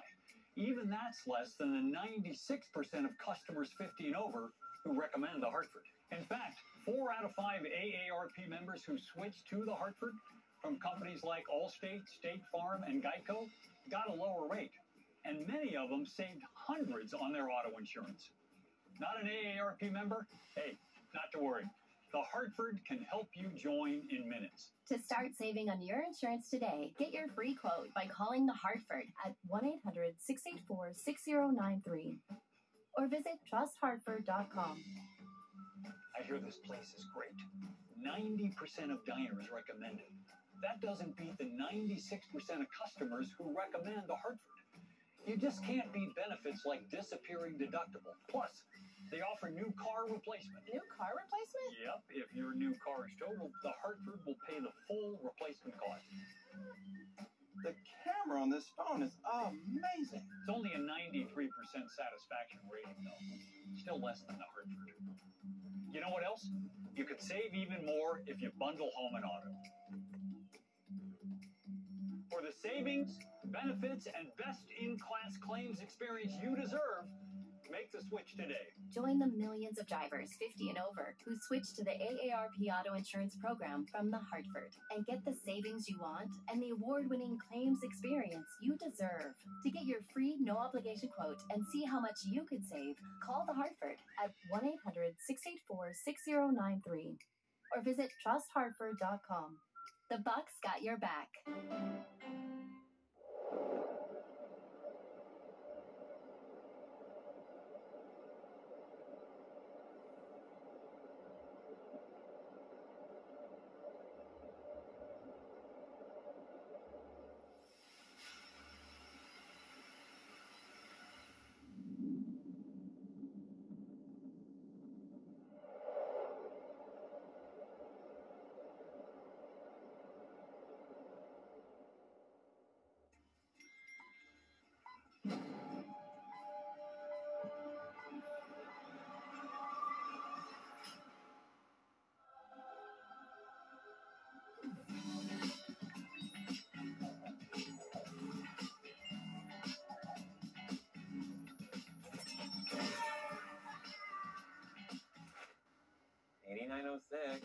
There's an easier way to bank and get up to $500 in 5 minutes or less when you download Dave.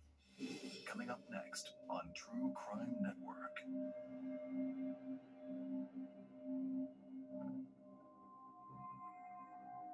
July 1998.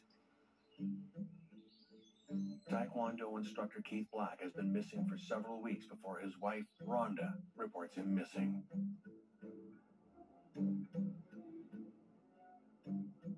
She believes he's run off, abandoning her, their infant son, and their rising debts.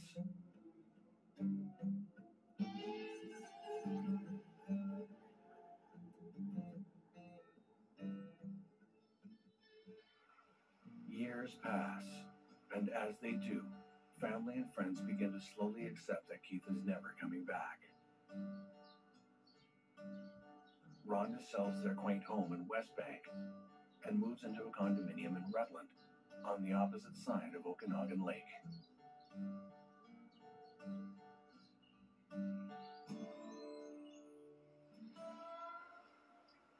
Rhonda Black files for divorce and sole custody of her and Keith's son in an attempt to move on with her life. Because Keith is missing, the papers are served to his family. Can file for divorce from a missing spouse as long as you can show that reasonable efforts have been made to find them and a certain amount of time has elapsed. So in this case, it's certainly beneficial to Rhonda to file for divorce because without doing that, she can't do things like sell the couple's jointly owned home, get remarried, and also may have issues making medical decisions or traveling with her son if she doesn't gain sole custody of him. Rhonda maintains contact with Keith's friend, Howard, and the two lean on each other for support during this difficult time. At this point in time, nobody believes that they're going to see Keith again. The mystery of his whereabouts begins to fade from the community. But those closest to him refuse to forget.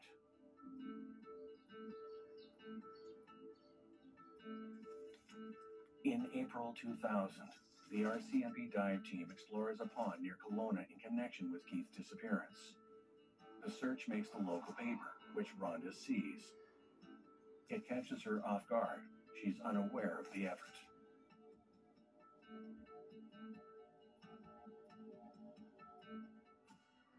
Livid, Rhonda storms into the police station with her mother at her side, demanding why she wasn't informed of the operation beforehand. Officers try to calm her, but Rhonda is beside herself. It's then that she drops a bombshell, one that shakes the case to its very core. According to a friend of hers, Keith has been sighted in Victoria, the capital city of British Columbia.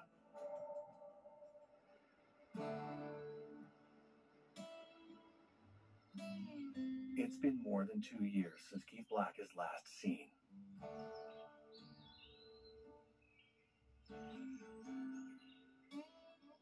Rhonda's announcement throws the near-dormant case for a loop, forcing authorities to go back to the very beginning, deconstructing everything they thought they knew about Keith Black and his mysterious disappearance. They now need to consider several possibilities, none of them with favorable outcomes. The first scenario asks the question, could Keith have abandoned his family?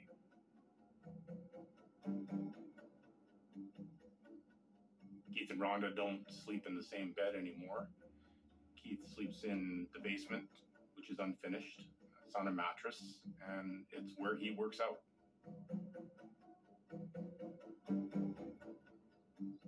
Financial woes and marital issues have plagued the couple for several months leading up to Keith's disappearance.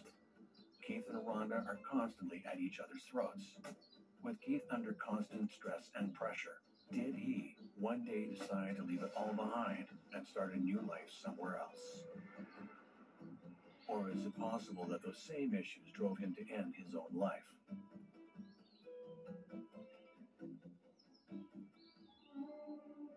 But what if the truth is far more vicious? What if someone wants Keith dead?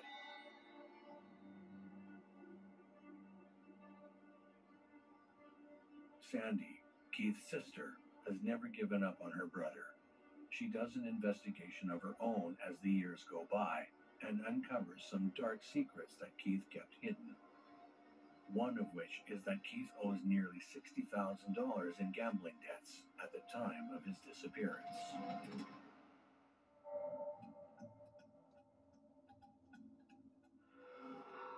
Are unpaid gambling debts motive enough for murder? Could a hit have been put out on Keith after he fails to pay off his loans? If this scenario is true, then that raises another question. Where is Keith's body? Much of Western Canada is covered by mountainous and rocky terrain, as well as dense forests which cross provincial boundaries. So if someone wanted to hide a body, for example, this type of terrain would be very difficult to find that body. The RCMP have no solid evidence to incriminate any suspects, nor do they have any leads that authenticate their three main scenarios. It seems like the case is growing cold once more. Until November 2001, more than 3 years after Keith's disappearance. Rhonda remains in constant contact with the RCMP, wanting to know more about the case or with an issue of her own. She tells police she's being harassed by the Taekwondo community as a result of her not being ruled out as a suspect, and that she's being followed by people who believe she has something to do with Keith's whereabouts. I mean, there are people who even now say, like, the day he went missing, they told police right away, you gotta look at Rhonda, you gotta look at Rhonda.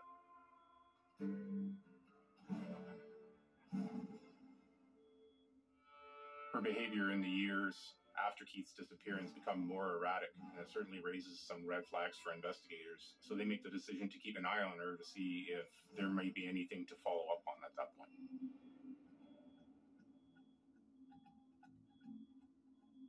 What if the three possible scenarios aren't plausible, but a new scenario is? If Keith has indeed been murdered, is it possible that the killer could be someone close to home?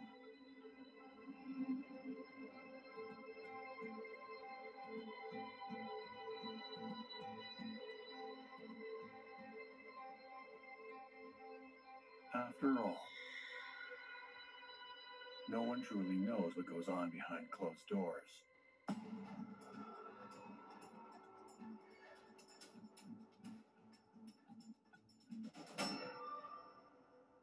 This summer, we're in a race against time as temperatures rise.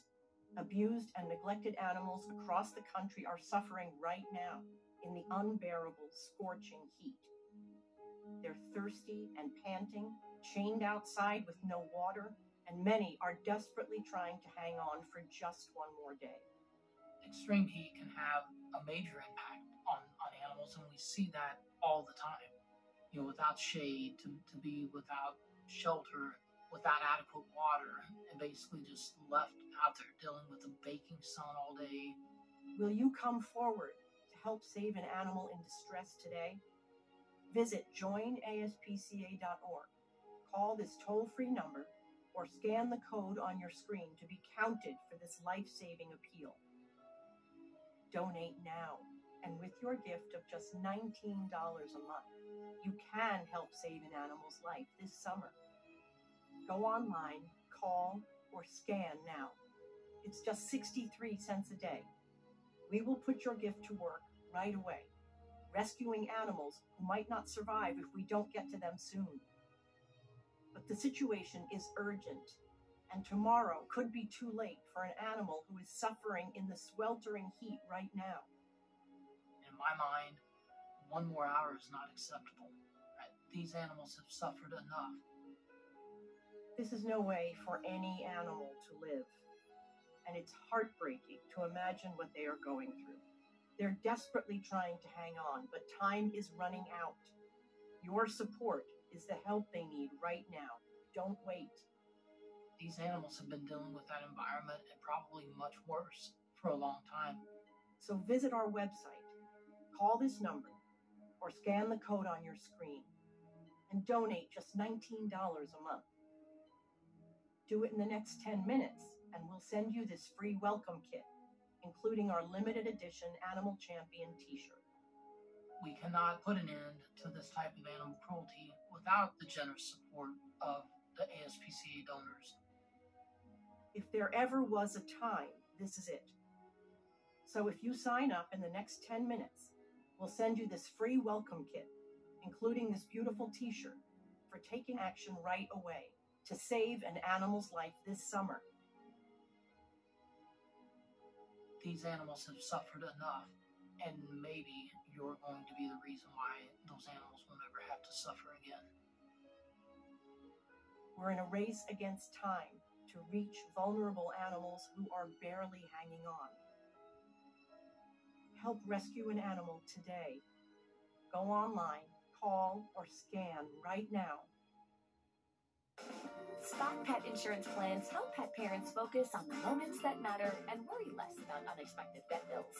From puppyhood and beyond, Spot can cover up to 90% of eligible vet visits. Visit spotpet.com to get a free quote. In 1998, 38-year-old Taekwondo instructor Keith Black disappears without a trace, leaving behind worried family members and students. His wife, Rhonda Black, waits a week to report him missing, citing his penchant for off-season hunting. She's also eager to be eliminated as a suspect, stating she's received harassment from those within the Taekwondo community. As leads dry up, the case goes cold.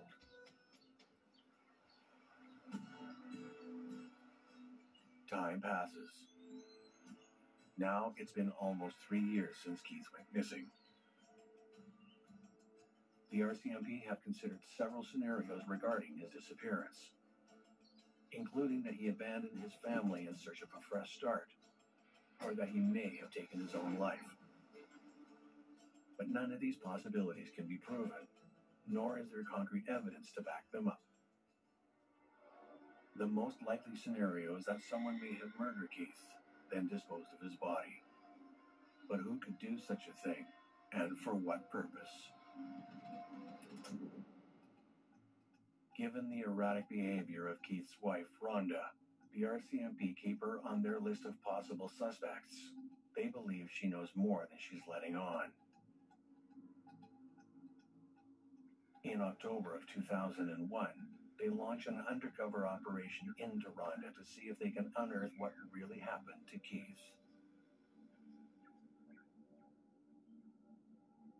An undercover officer befriends Rhonda, slowly earning her trust over the span of several months, chipping away at the truth about Keith Black's whereabouts. These undercover operations are very difficult. There's a lot of manpower that goes into putting one of them on, and they have to be very careful that they don't let the fact slip that they are actually doing an investigation. If anything inappropriate was to slip out, it could jeopardize the entire investigation.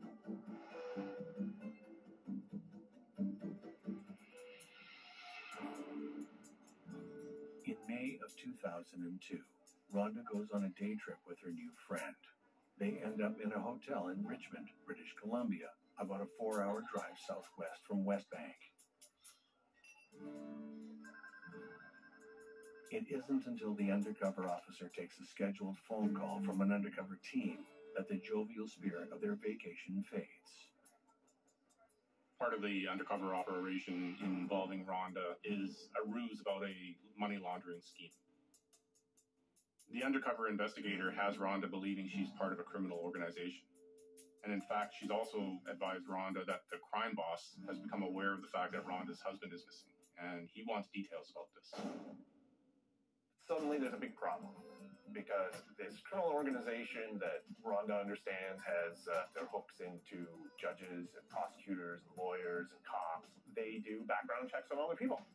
And when they did a background on Rhonda Black, they found something in it that was about to blow up. And so she lays it out for her. We can deal with this right now if you tell us everything. This is the only way to get out of this, is if you tell us everything so that we can take care of this. And of course, they're all cops. Little does Rhonda know, the undercover officer is wearing a wire. An entire team is listening in on their conversation, and they hear everything that she has to say, including her confession to Keith's murder. On that fateful July afternoon in 1998, Rhonda Black admits to stabbing Keith while he rests in the basement of their West Bank home. Rhonda goes downstairs with a knife, sees him sleeping on a mat, and she stabs him right here, straight down behind the clavicle, severs a major artery. She has to spill everything. She then tells them that after killing Keith, she cleans the area with bleach, wraps his body up in plastic, and drags him up the stairs, where she puts him in their vehicle. Rhonda then drives for hours with Keith's body in the back of her car. She heads east to the small town of Exshaw, Alberta, straight to the front door of Howard Stedman. She shows up at his home.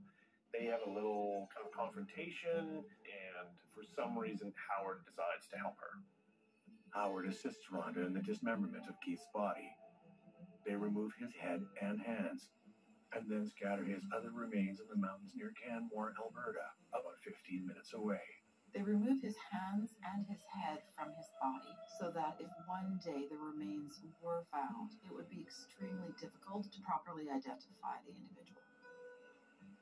How could two people do something so vile to someone they supposedly cared about? One of the things that she also tells police is that she killed him because he had a contract out on her, at least as she understood it. They asked her, well, how do you know this? And she says, well, because the guy that was supposed to do it helped me. And the hired hitman? None other than Keith's good friend, Howard Stedman.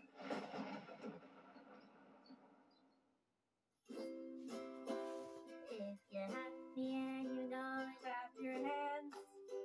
If you're happy and you know it, ride your bike. If you're happy and you know it, then your face will surely show it. If you're happy and you know it, me are happy every day. And it's all because of generous people like you who support Shriners Hospitals for Children every month. All you have to do is call the number on your screen or go online to loveshriners.org right now with your monthly gift. Because of people like you, Shriners Hospitals for Children is able to make an everyday miracle happen for kids like me. If you're happy and you know it, dance around. If you're happy and you know it, when it's on. If you're happy and you know it, and your face will surely show it. If you're happy and you know it, take a shot. And when you call or go online right now to donate $19 a month or more, we'll send you this adorable Love to the Rescue blanket as a thank you and a reminder of all the smiles you're bringing to kids' faces every day. Will today be the day you send your love to the rescue? When you call the number on your screen right now and give as little as $19 a month, just 63 cents a day, you'll be making a life-changing difference for a child, just like Sarah. Your monthly gift today could change your life forever. Because of you. We are happy and we know it. Thank you. Thank you. Thank you. Thank you. Please call or go online right now to give. If operators are busy, please wait patiently or go to loveshriners.org right away. They are trying to shut down this legal loophole to get 100 milligram generic Viagra or 20 milligram generic Cialis delivered to your door for just 87 cents in less than 2 minutes. Do this. First, scan the QR code to go to getfridayplans.com. Then, you select if you need generic Viagra or Cialis, the quantity you need, and the dosage. I'll pick 100 milligram, thank you very much, and then their system will see if you qualify. Give it a second to find the best deals, and boom. Look at that. 87 cents for each 100 milligram generic Viagra tablet. 20 milligram Cialis is the same price. The prescription and shipping are free. Scan the QR code to go to getfridayplans.com and see for yourself. Don't wait. Scan the QR code or go to getfridayplans.com now.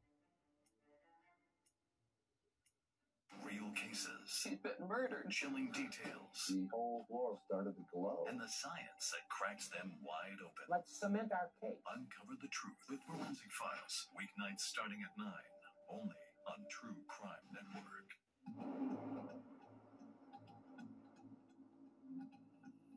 When Keith visits Howard a few months prior to his murder, the conversation of his financial troubles and marital woes allegedly leads Keith to ask Howard an unimaginable question. What would it take for Howard to kill Rhonda? Howard refuses, but suggests several ways for Keith to do it himself to make it look like an accident. This incident reportedly leaves Howard shaken.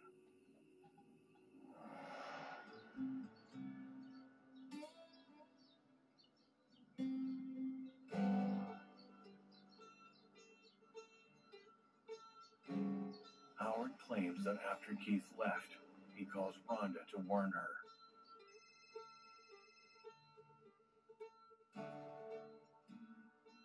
Rhonda's shocked, but grateful for the call. She confides in Howard about just how rocky their marriage is. She alleges that Keith beats her. The two become closer after the incident, until Rhonda shows up on Howard's front step on that July day with Keith's body in her car.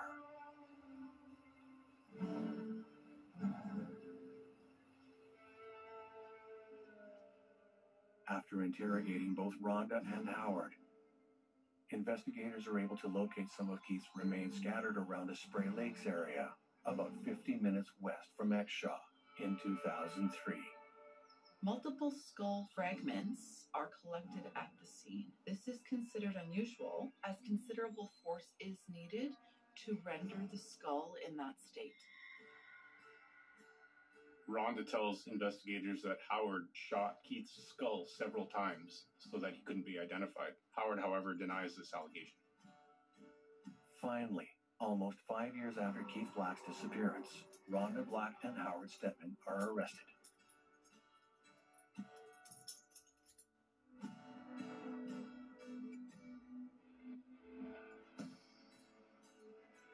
Rhonda's proceedings begin in 2006. It feels like a fairly open and shut case, with both defendants admitting in some degree to the heinous crime. But the shocking confessions are far from over. While on the stand, Rhonda drops yet another bombshell. Under oath, she tells the court that she lied about murdering Keith. She is not the killer. Her father, Hans Hermann, is. She claims that Keith is abusive, and on that particular July day, Keith threatens her with a knife while Hans is over. So, Hans, like any doting father, decides to deal with the situation himself. The rest of her story remains the same.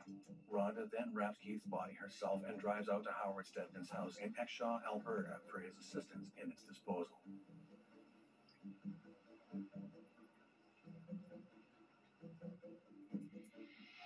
Even Rhonda's mother, Annie, backs up her daughter's claim, corroborating the events of that day. The only missing piece is Hans Hermann himself. He can't take the stand in his own defense. The real sea change in the whole thing was that her father died before the trial. Both daughter and mother maintain that Hans confesses to the crime on his deathbed. The defense tries to argue that Hans's deathbed confession is supported by his hatred of Keith. However, the court has concerns with this theory. He can't testify to it himself because he's passed away. And the court needs to question whether or not it's even plausible, given how much Rhonda's endured because of this incident. She's forced to stand trial, and also her son's been removed from her custody. So would a devoted father allow his daughter to go through that? Ultimately, this last-ditch effort by the defense fails.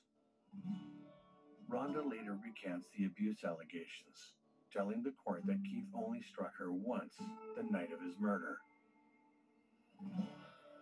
In October of 2008, Howard Stedman is convicted of accessory to murder after the fact.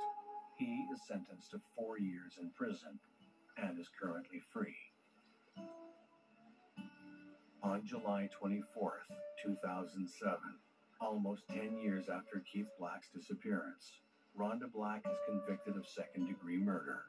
She receives life in prison with the eligibility of parole in 10 years.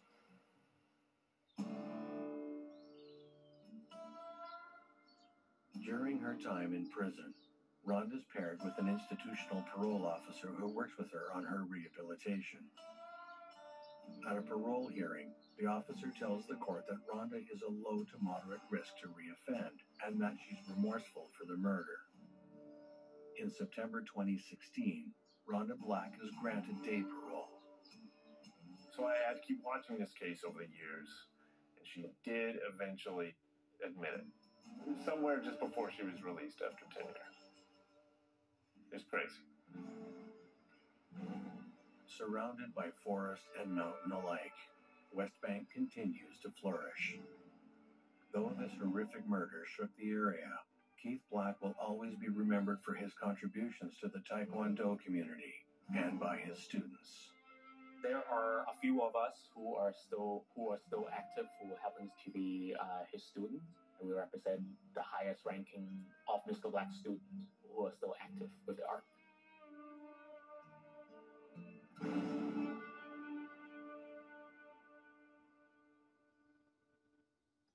We need a sofa. What's you? Uniquely you. Whatever that you is. Create it at Joybird. Shop now, in-store or online at joybird.com. Joybird. Design your world differently.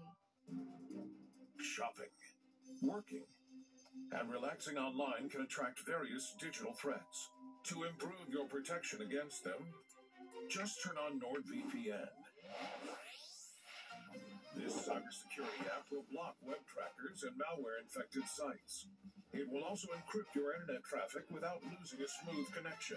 Choose the VPN recommended by Forbes Advisor. Get the deal now. NordVPN.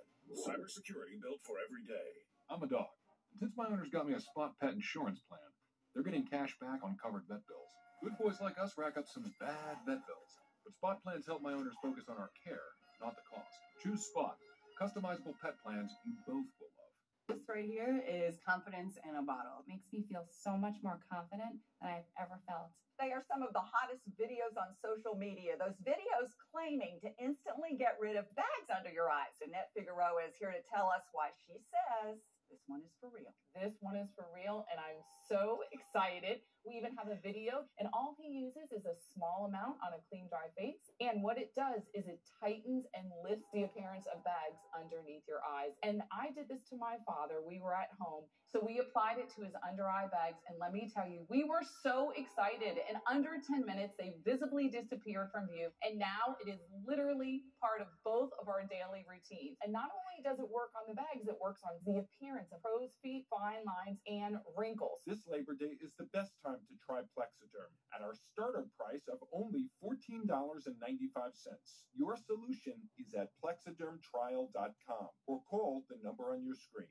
At drivetime.com, we know you just want to shop for cars online without impacting your credit. No, don't you dare hit my credit. We won't hit your credit. Oh, you can get approved, see your real terms, and customize your payments. With no hit to your credit. Yay, no credit hit. Shop for cars online with no credit hit at drivetime.com. A better banking app is right at your fingertips. Download Dave, and you could get up to $500 in 5 minutes or less, right through your phone. There's no interest, no credit checks, and no late fees. Because getting help shouldn't set you back. Switch to the banking app made for you, and you could get up to $500 in 5 minutes or less. Download the Dave app now, or go to dave.com today.